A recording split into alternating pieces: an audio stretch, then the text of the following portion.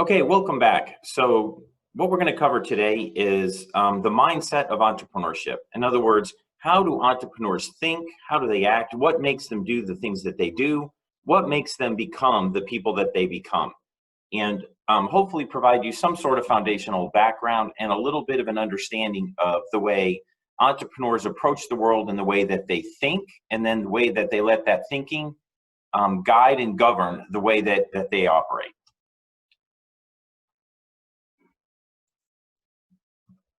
So there was this great article by John Hagel, and it was called "We Need to Expand Our Definition of Entrepreneurship." And when I read this article, I thought, that's a different way to think. Because if you think about entrepreneurship, and if you were to say to somebody, hey, what's an entrepreneur? Almost everybody that you speak with will say something like, oh, they're these young people with these great ideas that are going to transform the way the world works, or they're going to be these huge ideas that maybe will become the next Google or the next Apple or the next Facebook. But that's not really what entrepreneurship is. Entrepreneurship is a way of thinking, and it's everything from your small lemonade stand to your large companies like your Facebooks and your Googles. And so this article actually was talking to us about how do we need to expand it? Well, to understand what needs to be expanded, we probably need to understand where we started and what was entrepreneurship thought of kind of at its earliest stages.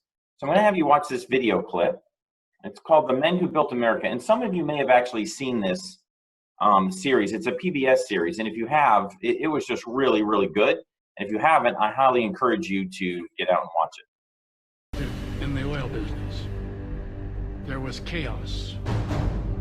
And I brought order. It was done the way it was because that's the way it had to be done. No one complained when I brought light into every home. No one complained when I provided thousands of jobs. Oil is what this country runs on. You call it monopoly. I call it enterprise. This is the future. Nothing's impossible. We're in the early days of a new industry. Ladies and gentlemen, the electric light. You want a cartel between oil and railroads. Here's to New Alliance. Indeed. Congratulations, Carnegie. You're now the richest man in the world. How many more companies will go bust, Mr. Morgan? Or we're on the verge of depression. Not if we act wisely. The war's not over. It's only just beginning.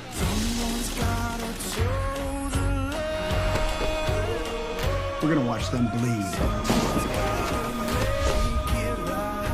I'm giving you one more chance to call off this strike.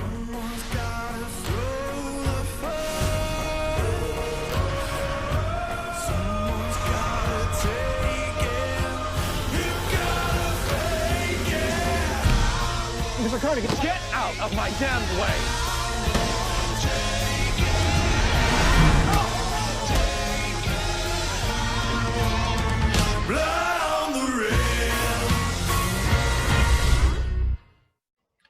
Okay, so that The Men Who Built America series is on the History Channel. And again, it is really good. And if you haven't seen it, I highly recommend that you try to find it and watch it. It's a couple part series, and our family actually ran into it when we were on a ski trip in Colorado, and we would come in just like totally wiped out at 3 o'clock in the afternoon, because I'm old and it doesn't take me that long to get wiped out. And I would be looking for something to relax for an hour or two to kind of unfreeze from being out on the ski slopes. And I ran into that, and I ended up watching it every day during the ski trip. And so, again, I highly recommend it if you haven't seen it. But what it's going to do is talk you through some of the early entrepreneurs. And those early entrepreneurs, Carnegie, Ford, Rockefeller, Edison, most of you know their names. I mean, and you think, oh, well, all of these people, they were just very successful, and they were probably born into privilege and had it made easy. And while that's true for Rockefeller, that is not true for Carnegie. Carnegie actually had to make his own way. He kind of pulled himself up. He actually started as an assistant to a railroad guy, and just kind of worked his way up, starting working at like 8 or 9 years old. He actually did not have a very good home life at all. He had no support at home.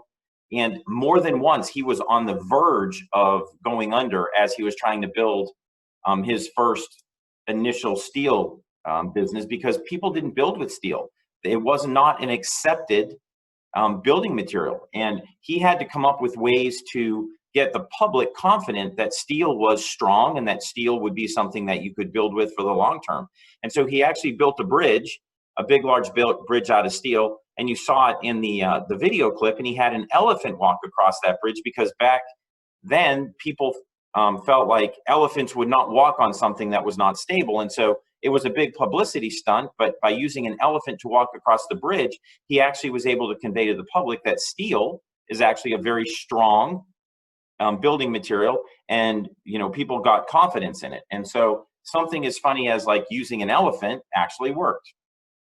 Now, if you really think about these guys, Carnegie became U.S. Steel, right? I mean, Ford, everybody knows who Ford was. He became Henry Ford and Ford Motor Company. Rockefeller is an interesting story. He actually did come from some money, and his first business actually was kerosene. And he was doing kerosene is what everyone, used to light their homes. And so if you think about him, he had a huge kerosene business. It provided the vast majority of his business income. And then Edison comes along. And what does Edison invent? Edison invents the light bulb and electricity. And all of a sudden, Rockefeller, whose whole business is kerosene, which is what is used to light homes and oil lamps, now his business is threatened. He's not going to be able to survive.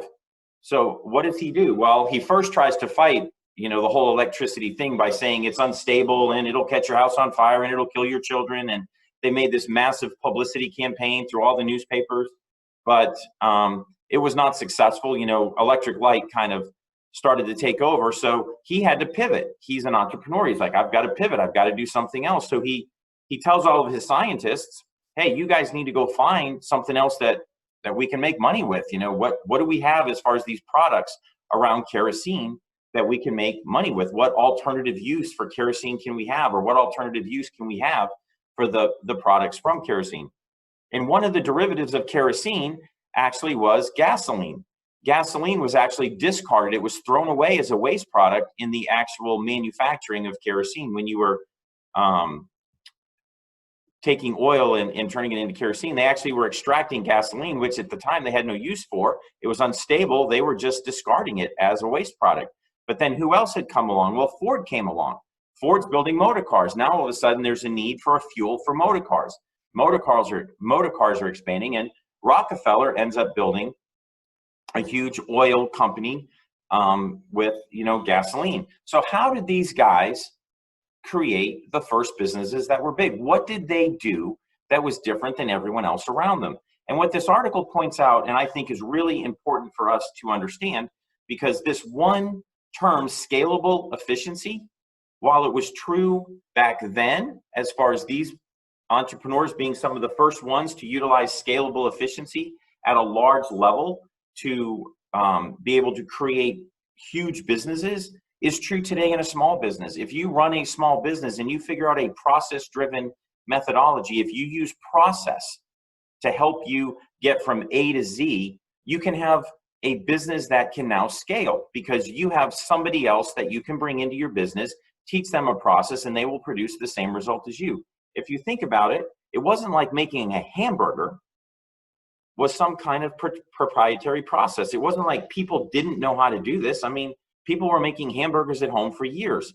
But Ray Kroc, when he looked at the McDonald's hamburger line in the McDonald's brothers who had an operation, they were the first ones who had made it standardized. They had made it efficient. They had made it follow a process. And so this scalable efficiency is a huge thing to get your mind around, because if we can create efficient process-driven processes or process-driven business, then that business has the ability to scale. And so these guys created huge wealth. I mean, Carnegie became the richest man in the world. Everyone knows what's going on with Ford. I mean, his company's still around today. Rockefeller, actually, with his oil company, Standard Oil, I'm going to show you in a second what actually Standard Oil became as far as all the oil companies today. And that will give you an idea of how large it is. And the only reason that it's not still called Standard Oil is because of Sherman Antitrust. And I know we're not even going to get into that. A lot of you studied this in high school or have studied it in some sort of college course. But,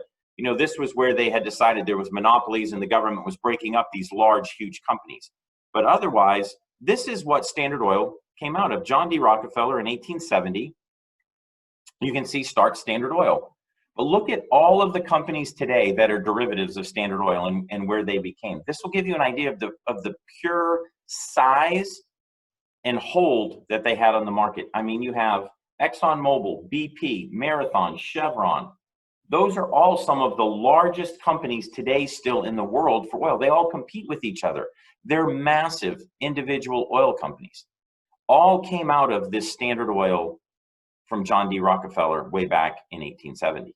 And so you can understand how he created one enterprise, one business, and how just because of government intervention, it became many businesses, but it was actually split into 34 different companies.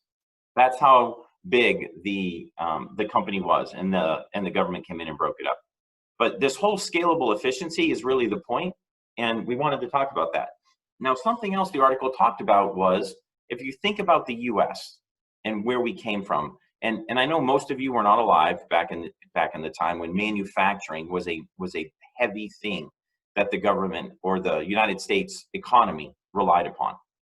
From 1932 to 1965, really the U.S. economy evolved all around manufacturing. Steel manufacturing, clothing manufacturing, products manufacturing, it didn't matter what it was.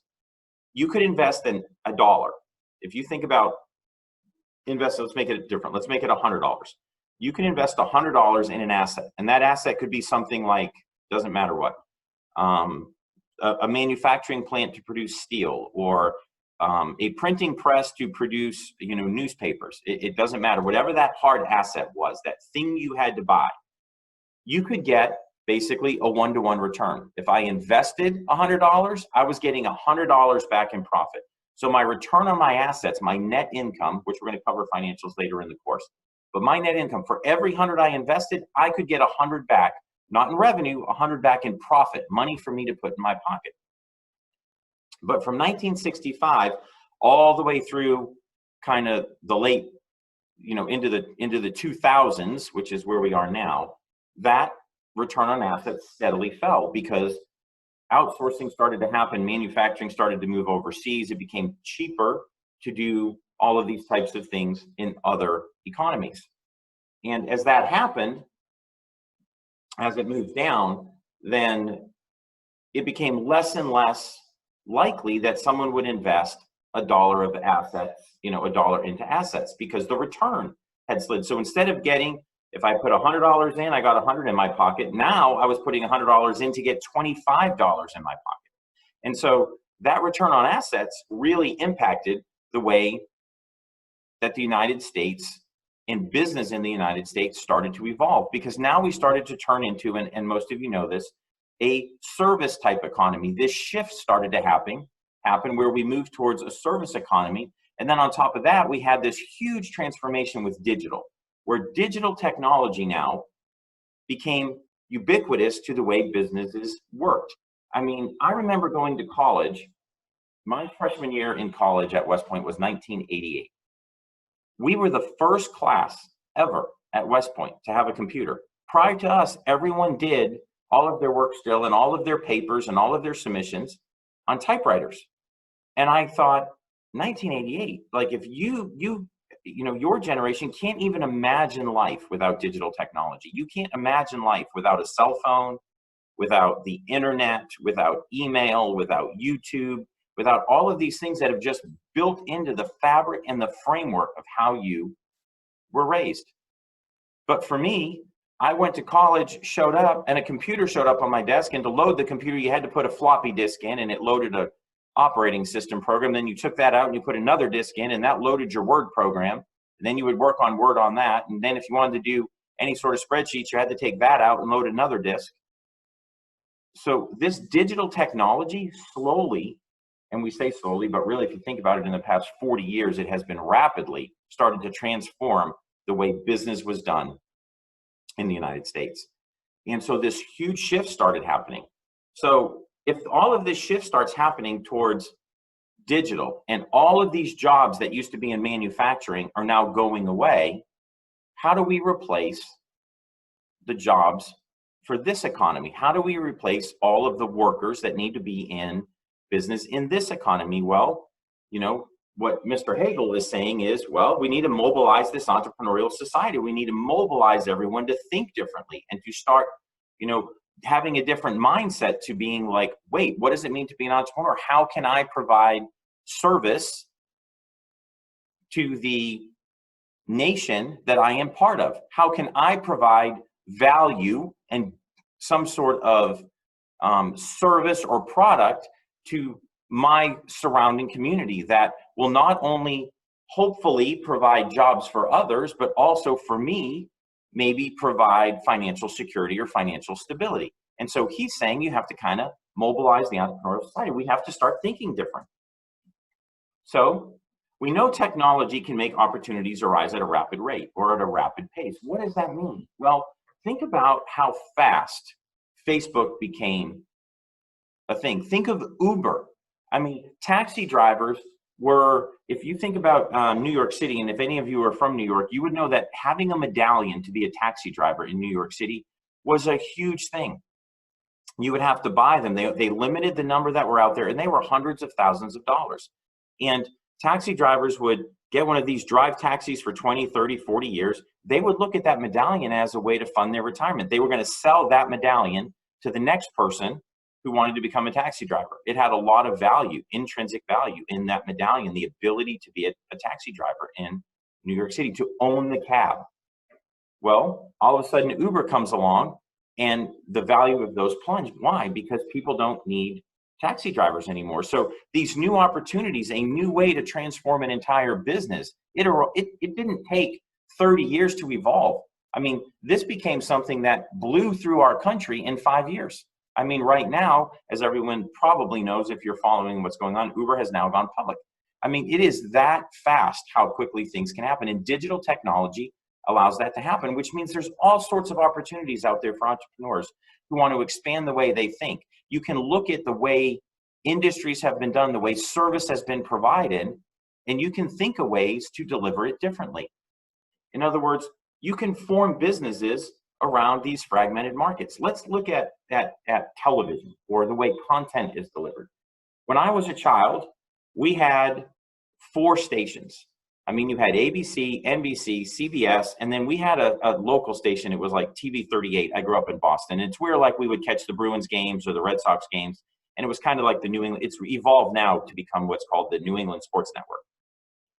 But there was one way to watch television. There was one way to watch a movie. You went to the movie theater. That's not true anymore. All of these businesses have now formed around a fragmented market because content delivery now is a lot different with the internet. You've got, if you think about all of the different content delivery platforms, Hulu, Netflix, YouTube, Twitter actually does football games. You've got all of your cable television type things. You've got, you know, Uverse and DirecTV, and you've got, what's the other DirecTV? There's one other Dish Network. And so all of these are just pushing content. You can actually have it on different platforms. You don't have to sit in your living room anymore and watch it on your television set like we did as children. You can watch it on your phone. You can watch it on a laptop. You can watch it on an iPad. There's so many different ways for content to have been delivered. Well, all of those are businesses. Each one of those can become a business. And so as you're starting to think about technology and how the United States has transformed itself into a service type economy, think about all of these different businesses that can happen inside of these little fragmented markets. And I mean, even if you want to go back to our taxi cab example, I mean, taxi cabs are still around.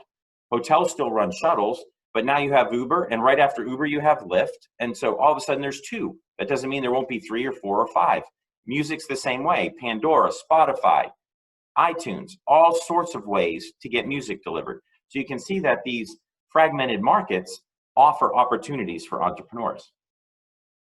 And this whole thing of, I've got to be a huge business, I have to have this unicorn, I've got to be a Google or a Facebook or have this huge mind-changing, you know, world-blowing idea, that's not really true. If you think about it, niche businesses create value. They create a lot of value. There's value for you, the entrepreneur, you, the person who is starting the business. There's value for small groups of employees.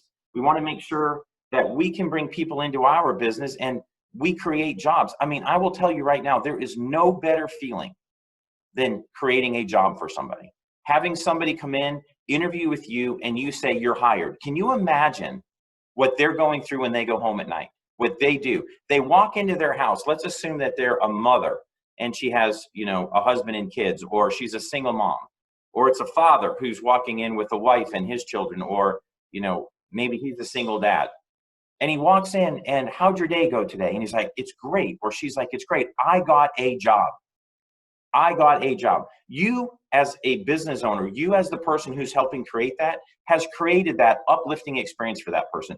There is nothing better than creating jobs for others, than working to create jobs. And this is something we should cover right now. The government does not create jobs. Entrepreneurs create jobs. The government can help set conditions that are more favorable for employment. The government can provide incentive programs, whether it's from a tax perspective or, you know, some startup assistance funding or something like that. But the government cannot create jobs other than government jobs, which, if you really look at it, is one of the largest sectors right now of employment. I think actually government jobs might be the U.S. government may be the largest employer right now in the United States. I'll have to go back and double check my numbers on that. So other than government jobs, but government jobs exist to service government programs. And we can't just continue to have government programs, because government programs are paid by taxpayers, and taxpayers work in jobs that are not government. Now, government people still pay taxes. I don't want to make it seem like they don't, but the vast majority of, you know, taxes are coming from entrepreneurs, business owners, and that kind of top half of income earners. And so you have the ability to create opportunity and jobs for people. And you should try to find a small business, a niche business. And that niche business could turn into a big business. It doesn't have to be an idea that is going to be huge. Just think about embracing small ideas, small businesses, and then using them as stepping stones to maybe one day creating some large, huge business. And that's a good way to do it. Just think about, and I just really do want you to think about, if you can create a job, if you can hire someone and help provide income to somebody else, the great good that you are doing for another family, another group in your community. And that as that happens, not just through you, but through other entrepreneurs in your community, the way communities strengthen and the way communities become kind of their own little economic engines that lift everybody. You know, there's that expression, a rising tide lifts all ships. And that is true, not only with the ocean lifting ships, but as businesses create jobs and opportunity in communities, it lifts everybody in that community up. Okay, so I'm going to touch on this really quick, this unicorns are rare kind of thing. So yes, a unicorn is rare. What does that mean? Well, unicorns are what are considered Googles, Facebooks, Ubers, these huge ideas. And I just want to make sure that as you think about expanding your definition of entrepreneurship, that you're not thinking about it from the perspective of, oh, I have to be a unicorn. I have to have this idea that is huge. That's not true. Having a really small idea, or having an idea where, you know, you can create 3, 5, 10, 15 jobs. That's the vast majority of employment in America. The vast majority comes out of small business, not these large, huge, you know, ideas where, you know, a Facebook or a Google, you know, comes to be. So that's what we have on this expanding our definition of entrepreneurship. What I'd like to make sure you do is just continue to think about it. Don't get stuck in this, I've got to think of this huge idea. We are going to cover ideas in another class, in another video, but just start thinking about expanding the way you think about entrepreneurship, and that it's not just young people with huge ideas that become the next Facebook. It's people all over the country coming up with ideas, ways to solve problems for people that might be a 1-person, 2-person, 3-person enterprise. But in those, you are creating a ton of value and you are helping lift up someone else. And so that's what we have for this session. We will see you again shortly for a couple other videos. So have a great day.